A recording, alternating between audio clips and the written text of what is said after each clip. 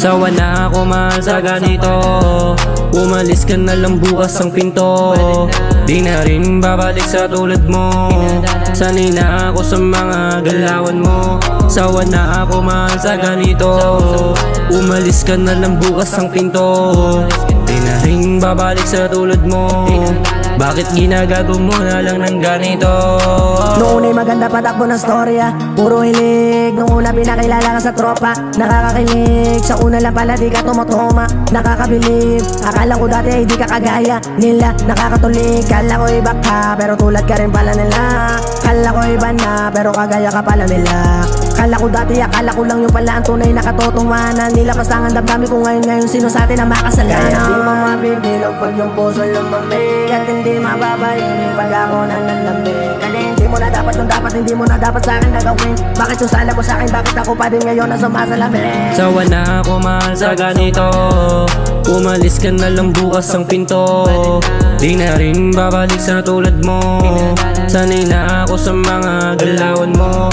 Sawa na ako mahal sa ganito. Umalis ka na lang bukas ang pinto.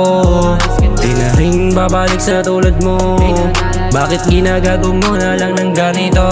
Alas 3, nagkaayaan, mga barkada nagbalak na uminom sa bar. Tabing kalsada, palapit, papasok pa lamang sa sagada. Ngunit yung kutob ko'y bakit ngayon lumalala pa kahit di na kami alam kung merong kutob. Kaya pagpasok ko doon, ramdam ko ang galabog ng dibdib kong iba na ang mga hinutob. Nakita kong minasayaw doon, katawan ay hubog. Kaya pagbukas ng ilaw, namukaan ko siya. Siya pala yun, kilalang kilala ko siya. Siya nga pala, yung dati ko nakasintahan. Ganun pala trabaho kapag lalaki kasi yan. Sinasayang lang yung puri ng isang kababaihan. Di na dapat pamarisan yung ganyang mga galawan. Buti nakaalis ako sa'yo, di mo na iputan. Ngayon alam mo na ang kwento ni Drew at ni Susan. Pero kahit na ganun, hindi pa doon nagtatapos. Ang kwento ng hinalang may tama nga ng buo. Ang pag-ibig na pinilit ay parang isang upos. Kadalasan pag tumatagal, naglalaho ng lubos.